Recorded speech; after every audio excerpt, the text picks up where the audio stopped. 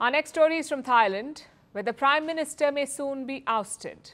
That's Prime Minister Srettha Thavisin. He is under scrutiny by Thailand's Constitutional Court. The body is acting on a complaint by some senators.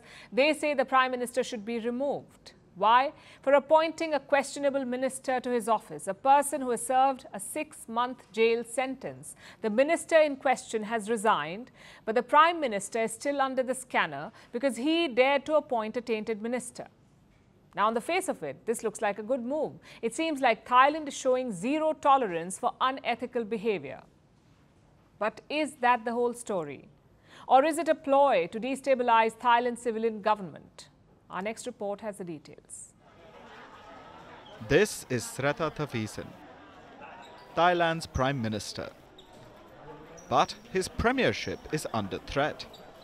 Earlier today, Thailand's Constitutional Court decided to put Srettha under the scanner because he appointed a controversial figure to the Prime Minister's office. This man, Pichit Chuenban. Pichit is a lawyer with long-running ties to Srettha's political party, the Pheu Thai party. Pichit was once a lawyer for the party's founder, former Thai PM Thaksin Shinawatra. In 2008, while fighting a case for Thaksin, Pichit was involved in a scandal. He dropped a lunchbox at Thailand's Supreme Court. The lunchbox contained both snacks and 2 million baht. That's about $54,000 at today's exchange rate. This was seen as an attempted bribe. So Pichit was sentenced to 6 months in prison for contempt of court. After completing his imprisonment, Pichit continued to serve the Shinawatra family and the Pheu Thai party. For the last few months, he has been the PM's advisor on legal affairs. A bit ironic considering his past. Earlier this month, Pichit was elevated to the position of Minister in the Prime Minister's office. But the move was denounced by 40 Thai senators. They petitioned Thailand's Constitutional Court to step in. The senators wanted both Pichit and Prime Minister Srettha ousted. They've already got part of what they wished for. Pichit resigned on Tuesday, 2 days before Thailand's Constitutional Court was to decide on the petition. Pichit stepped down to protect Srettha's premiership, but that did not stop the court from accepting the petition against Thailand's Prime Minister. As for Pichit, the court said that since he stepped down, he is no longer under the scanner. But Srettha, on the other hand, will be judged for choosing to appoint him. The court's approach may seem too righteous to some, but this is Thailand, a country that has seen 12 successful military coups since 1932. The last one took place in 2014, and the military still controls all the levers of power. Take Thailand's Senate. After all, this chaos began when 40 senators raised the complaint against Pichit and Srettha.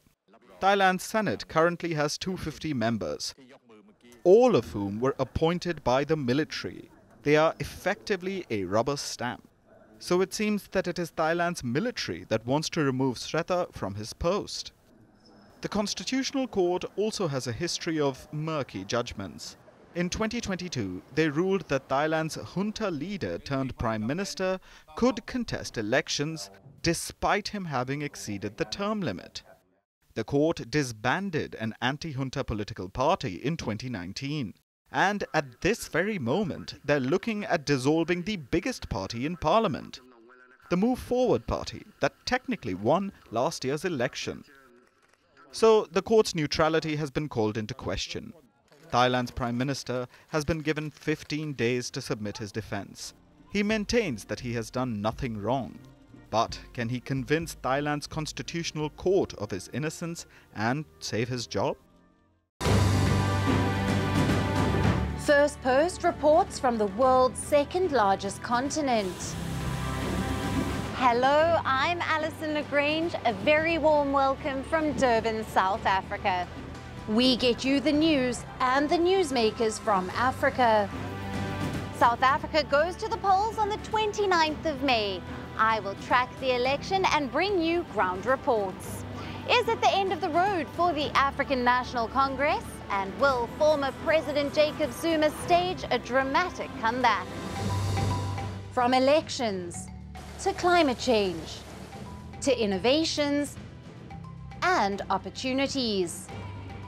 As the world's attention shifts, we report from Africa, the heart of the global south.